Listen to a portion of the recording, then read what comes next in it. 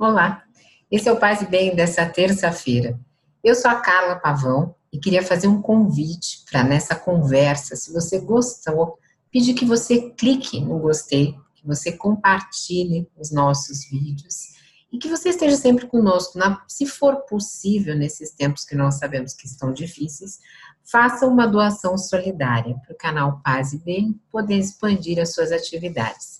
Também queria fazer um convite. 7 de setembro, nós tivemos uma conversa sobre racismo e espiritualidade com o promotor Eduardo Valério, que está à frente dos direitos humanos. Enfim, ele tem uma série de atividades e é também espírita, mas esse assunto não interessa somente aos espíritas. Então, se você não viu, essa é a sua oportunidade. Dá uma olhada lá na nossa conversa e deixe o seu comentário.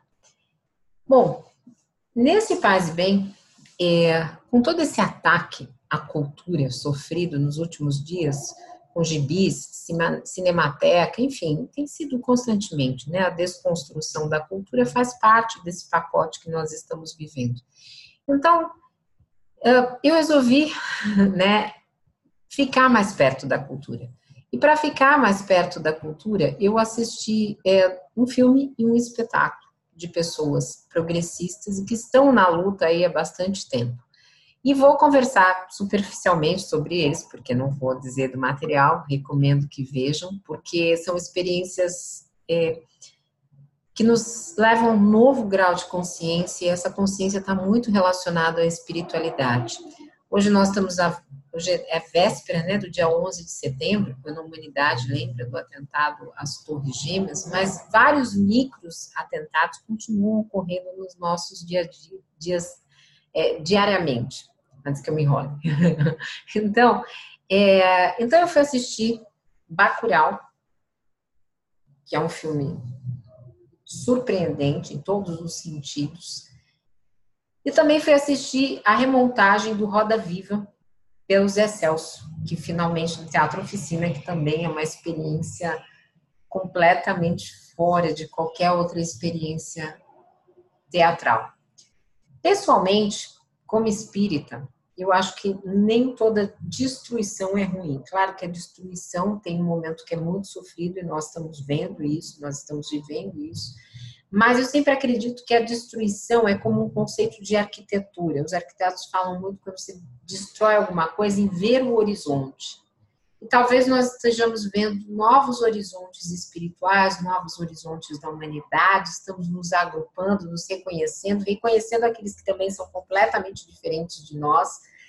Então, por exemplo, no Teatro Oficina, que você tem aquela experiência única, né? Você entra naquela obra de arte da Lina Bobardi, e isso que substitui o palco por uma passarela e os artistas desfilam seus corpos nus com um propósito libertário, interagindo, saindo pelas escadas, surgindo de todos os pontos, e o público faz parte daquela apresentação em uma catarse coletiva, onde se fala muito de Lula, de Marielle, e se fala também desse desgoverno nos seus mais diversos cenários políticos, que eu me recuso a dizer o nome de todas as pessoas, mas tanto da Musa da Veneno, como a nossa ministra dos Direitos Humanos, que é totalmente diferente disso, enfim. E ali, onde toda essa construção conservadora é colocada em xeque pela sua precariedade, nós vamos vendo como ela é frágil e como ela vai desabando, deixando um legado de morte, como o Mauro já falou aqui em outros Paz e Bem, mas também um renascer que vem ali com o Zé Celso, que já entra vestido de Ogum, é permeado da experiência, o espetáculo é permeado da experiência do sincretismo brasileiro, né? Nós temos, eu vou falar um pouquinho mais disso, mas vou fazer um paralelo com o Bacurau. O Bacurau, ele é aparentemente um filme violento, mas é uma violência que é resposta àquela violência que nós estamos sofrendo constantemente por parte dos interesses econômicos das nações mais poderosas, né? Sendo que uma delas nós sabemos muito qual é no hemisfério norte. Então, a tônica dele é uma tônica muito do Glauber Rocha, não que o filme seja igual ao do Glauber Rocha, não tenho nem condições de falar sobre isso, mas é um filme de resistência nordestina, e tem uma espiritualidade ali que eles desenvolvem em comum, um respeito, um se aliando ao outro, dividindo dores, tristezas, dividindo a luta, a alegria, a superação, a invasão estrangeira. Então, os dois espetáculos vão falar dessa questão da invasão, daquilo que não é propriedade. No Roda Viva, do Zé Celso, porque o Roda Viva é do Chico, e o Chico permitiu que ele regravasse agora depois de tantos anos, já que teve aquela experiência super negativa que na época que estava exibindo, enfim, os militares entraram, bateram nas pessoas, foi uma coisa muito horrível, e agora o Chico finalmente permitiu que o Zé Celso usasse esses direitos. Ali também entra, tem uma evocação, começa com a música linda de Villa-Lobos, uma oração, né, um texto de Manuel Bandeira, como se fosse uma oração, e ali vão aparecendo São Benedito, São João, a Virgem Maria, e a crítica à teologia da prosperidade, essa coisa do dinheiro, tudo é compre, compre, compre, né? Como eles colocam lá, mas eu recomendo que vocês vejam, eu não vou falar tudo que está ali, mas de certa forma, nessa genialidade de Kleber Mendonça e de Zé Celso, existe uma espiritualidade que mesmo para aquelas pessoas que são adeptas do pacifismo, como é o meu caso, e da maior parte dos espíritas progressistas, e acredito que nesse canal também, ainda assim, existe uma resistência que é não conformismo às normas sociais, que ecoam de forma ditatorial nesse fascismo explícito que tenta minar a educação, a cultura. E para isso, eu fui buscar um texto de Boff que ele fala de uma espiritualidade de um ateu. Eu fiz um Paz e Bem sobre os ateus na semana passada, mas ele fala de um humanismo cristão do Chico Buarque, que está num livro na bibliografia do Chico. Agora eu me esqueci o nome, mas depois eu coloco aí na referência do texto. E ele vai nos dizer, o Boff, ele vai nos trazer justamente essas pessoas, né, que se dizem sem religião, ateus, mas que estão nessa luta, né, por um mundo melhor. E daí ele vai dizer assim, o cristianismo é mais do que uma confissão religiosa encarnada em muitas igrejas.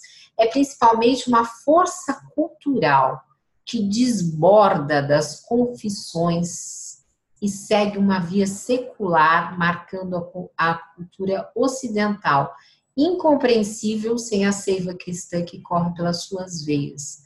Essa expressão cultural e secular do cristianismo talvez seja a contribuição maior e mais perene que a utopia e o sonho do Nazareno de Jesus legaram à humanidade. Seria, entretanto, um erro histórico a pretensão descabida de pensar que o cristianismo seja a única fonte modeladora deste humanismo. Presentes nele estão a filosofia e o teatro gregos, o direito e a organização político-militar romana, o espírito inovador da Renascença, a liberdade reivindicada pelos formuladores do paradigma da ciência moderna com Galileu, Newton e Copérnico. A tradução emancipatória da Revolução Francesa e a reflexão moderna, filosófica, psicanalítica e cosmológica. E na peça, nos dois espetáculos que eu vi, a gente sentia muito isso. Inclusive, o Zé Celso, ele diz que ali é uma orgia dionísica, né? Evocando todo esse prazer, evocando ali os corpos estão nus, mas eles não estão nus de forma sexualizada dos atores. Eles estão nus evocando essa naturalidade de como nós viemos ao mundo, como de repente no mundo moralista dessas pessoas que estão aí da extrema direita, ele se torna objeto de controle quando nós cedemos, como é o caso dos quadrinhos, né, que o amor não pode ser livre e cada um responder. E o Boff continua dizendo assim: a sacralidade e a inviolabilidade de cada pessoa subjacente a toda a luta pelos direitos humanos tem sua razão derradeira na crença de que todos, por humilíssimos que sejam, são filhos de Deus. Foi por aí que Gandhi fundava a dignidade dos párias e condenava todo tipo de violência. Eu fiz quase bem sobre a comunicação não violenta. E aí o Boff continua: não se pode fazer isso com um filho ou uma filha de Deus. O fato de sentirmos em nós um desejo infinito que não encontra no mundo nenhum objeto que lhe seja adequado, como tão bem vem insinuando em algumas letras da música de Chico, a função do tormento em sua produção, encontra seu fundamento ontológico no fato que somos seres de transcendência, abertos aos outros, ao mundo, ao todo e no termo ao grande outro.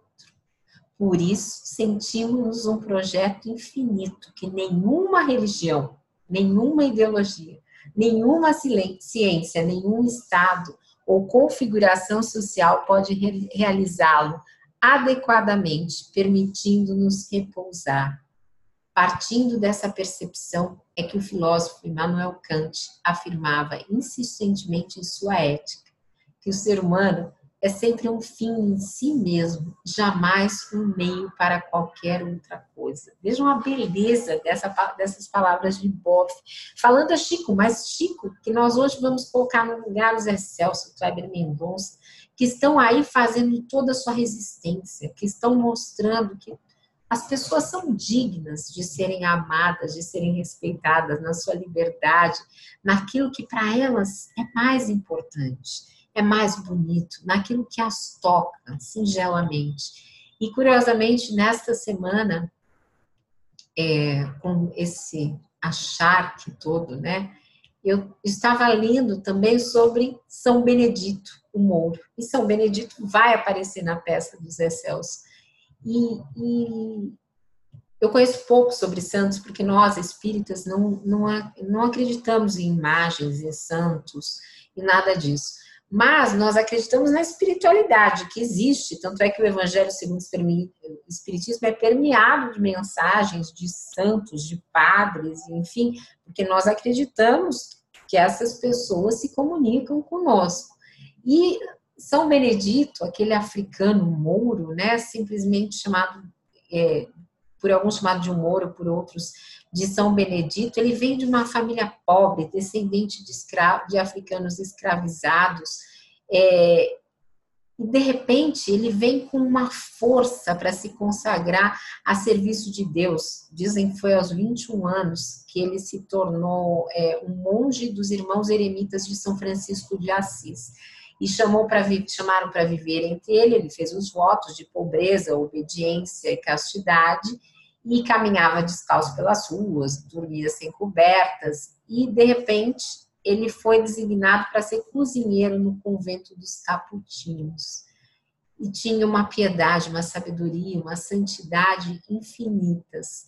Então, quando ele morreu, para a maioria das pessoas, para nós espíritas, desencarnou, porque só mudou o plano aos 65 anos no convento de Santa Maria de Jesus de Palermo, ali ficou indicado que era a cela dele, e depois ele passou a ter a sua veneração. Para nós, essa espiritualidade, para nós espíritas, essa espiritualidade, essa constante troca, né, quando se traz essas memórias, pelo menos para mim na peça, era um momento de extrema emoção, né? A maior parte das pessoas se emocionava com a parte artística, eu também me emociono, mas a arte eu ainda sinto numa forma menor do que a espiritualidade, porque eu sou mais voltada às questões do espírito. Mas foram momentos muito intensos, momentos muito bonitos, e quando Maria aparece na peça, ainda que seja uma Maria que ali ela está num formato teatral, mas ela aparece com uma luz muito bonita, representada por uma das atrizes, Ainda assim, me trouxe uma emoção muito grande, porque eu lembrei de Maria, a mãe de Jesus, e claro que ali tem um contexto artístico exagerado, às vezes tem um contexto de crítica, porque muitas vezes o pobre, ele não tem saída, e a gente sabe que agora está ficando com menos condições ainda, a não ser se voltar a Deus, achar que Deus quer e por isso que aquela condição é dele.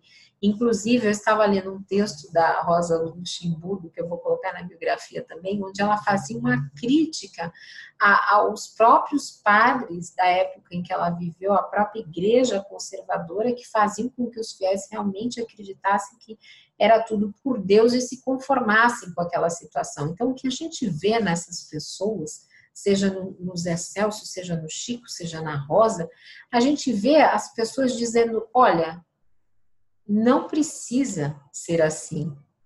Nós podemos lutar. E essa espiritualidade do nordestino, ela tem crescido de forma muito forte em nós progressistas, principalmente aqui na cidade de São Paulo, que ainda é uma cidade muito conservadora. E quando eu ouvi o Mauro falando esta semana com o Faustino, um programa belíssimo sobre as religiões, se você não assistiu, assista, eu percebi que tem, em toda essa destruição, tem um renascimento da pessoa humana. Esse renascimento que veio com a força do Bacurau, que veio com a força do Roda Viva na revisão aí do Zé Celso, na direção do Zé Celso, aquele renascimento que Teilhard de Chardin, e quem fala muito Teilhard de Chardin é o Eduardo, que conhece bastante, mas que explorava os limites da evolução humana, aquele despertar da consciência que nós vamos, aos poucos, nos colocando no lugar do outro. Talvez nós, que estamos à esquerda, já nos colocasse, por isso que o Mauro fale tanto de uma espiritualidade de esquerda, mas que esta consciência vem permeando vários outros segmentos, várias outras pessoas que talvez não se sensibilizasse tanto com esse universo. Recentemente, eu tomei conhecimento, já que estamos falando de negros, vamos falar também da mulher negra, embora essa não seja o meu lugar de fala, obviamente, pelo biotipo, então não quero me apropriar disso, mas eu tomei consciência que Elza Soares, e nós estamos falando de artista, aos 13 anos já tinha um filho, e quando ela pisa no Ari Barroso, ele pergunta o que ela vai fazer, cantar, e lhe diz respeito, dizendo, mas você sabe cantar? Ela diz, eu sei, por que vieste aqui? O que você sabe? Eu sei da dor da fome. Nós estamos voltando para essa escalada da dor da fome, mas nós podemos sempre nos voltar a essa espiritualidade plural. E por falar em espiritualidade plural, hoje eu trouxe nessa minha grande concha de retalhos, como diz uma pessoa aí da comunidade, eu trouxe a oração Magnificat de Nossa Senhora, que eu vou ler para vocês porque eu acho magnífica. E como ela estava lá na peça presente, eu resolvi trazer, eu estou com um livro aqui, Todos os Jeitos de Crer, e vou rapidamente ler para vocês a oração, porque eu não sei decor. Então, diz assim, minha alma exalta o Senhor, e meu espírito se encheu de júbilo por causa de Deus, meu Salvador, porque ele pôs os olhos sobre a sua humilde serva. Sim, doravante, todas as gerações me proclamarão bem-aventurada, porque o Todo-Poderoso fez por mim grandes coisas, santo é o seu nome. A sua bondade se estende de geração em geração sobre aqueles que o temem. Ele interveio com toda a sua força do seu braço, dispersou os homens de pensamento orgulhoso, precipitou os poderosos de seu trono e exaltou os humildes, os famintos. Ele os cobriu de bens e os ricos despediu-os de mãos vazias. Veio em socorro de Israel, seu servo, lembrado de sua bondade, como disseram os nossos pais, em favor de Abraão e da sua descendência para sempre. Lucas, capítulo 1, versículos de 46 a 55, tradução ecumênica da Bíblia de São Paulo, edições Loyola. Então, quando nós falamos de Maria, de todos esses evangelhos, de uma nova humanidade que está surgindo a partir de toda essa destruição que nós estamos passando, e quando aparece a Nossa Senhora ali na peça, ou mesmo no Bacurá, uma pessoa quer rezar nesse momento, e há diversas citações à paz, a São Francisco, para mostrar como o povo nordestino tem essa religiosidade também muito bem dentro deles. Eu consegui descobrir uma associação que é muito bonita, que para mim também é uma nova forma de espiritualidade. Eu descobri que Nossa Senhora Aparecida, padroeira do Brasil, ela foi mais ou menos em 1717, 3 pescadores acharam no Rio Paraíba só o corpo, depois eles convocaram a comunidade, acabaram achando a outra parte, mas ela sofreu, entre aspas, uma violência, um atentado. E quando ela sofreu esse atentado, era na igreja, estava havendo uma celebração, um moço iconoclasta, não vem ao caso o nome, vocês podem achar tudo no Google, acabou, aproveitando do blackout, destruindo a santa, fugiu com ela, conseguiram pegar, mas quem foi que foi ajudar nesta recuperação de Nossa Senhora de Aparecida? O marido de Lina Bobardi, conhecido como Pietro, estava no MASP nessa época, e junto com a restauradora Maria Helena Chartuni, ele vai fazer essa restauração toda daquele original da Nossa Senhora. Então vejam como os caminhos da arte, da espiritualidade vão se cruzando e vão tecendo essa maravilha que é novos momentos, quando você sai plena desses filmes. Claro que, por exemplo, tem momentos de violência em Bacurau que eu pessoalmente não consigo ver, para o meu espírito é muito forte, e eu já sofri a violência que eu dividi com vocês de tomar um tiro, então eu fecho os olhos. Mas a mensagem de esperança é o que fica. A mensagem de alegria na Roda Viva, no final dela, quando nós somos convidados a participar muito da peça, não vou contar o final, é o que fica. E nessa alegria toda, nós plantamos flores, nós dedicamos novos amores, nós estamos aqui. Eles podem entrar em vários espaços culturais e tentarem nos fechar, mas o mundo já se abriu para quem tem olhos de ver e ouvidos de ouvir. Isso já dizia Jesus. Para aqueles que são de outra orientação, por exemplo, os budistas, eu acabo vendo a questão da Bodhisattva muito perto dessa questão de Nossa Senhora, porque se trata de uma figura de grande amor materno, conhecida nas diversas correntes budistas, que era uma princesa que viveu na Índia e tinha a piedade, mais piedade que todas, e ela fica na Terra para ajudar as almas sofredoras a se iluminarem. Então, os budistas acreditam que ela é incapaz de abandonar quem quer que seja. Então, seja em Nossa Senhora, seja na arte, seja nas questões do Oriente, seja na filosofia, na sabedoria, no conhecimento, o que importa é que nós estamos nos renovando. E nesse momento que nós vemos grandes veículos noticiando tudo aquilo que nós já sabíamos, de como tudo foi uma trama muito nefasta contra as minorias, contra o pobre, contra tudo aquilo que se estava construindo, e que houve essa aparente destruição, a minha mensagem é uma mensagem de confiança, porque juntos nós podemos. Cada vez que eu me encontro com essas pessoas, estejam elas na produção que seja, eu me sinto, para usar uma palavra bastante cristã, abençoada. Me sinto renovada, me sinto iluminada. Quando eu falo com vocês aqui também. Então, minha querida comunidade, desculpem o barulho, mas aqui em São Paulo é terrível, as pessoas acham que tem que acelerar a moto. Mas, nesse momento, eu queria pedir que nós nos ligássemos com aquilo que é verdadeiramente importante para cada um de nós. Respirássemos. Inspirássemos. Nos conectássemos com esse todo. E pudéssemos ter uma terça-feira de muita paz e bem. Um beijo grande para cada um de vocês. Que estejamos juntos. Daqui a pouco tem Caminhos do Espiritismo, agora em novo horário, 6h30. Esperamos por vocês. Paz e bem, gente. Beijo.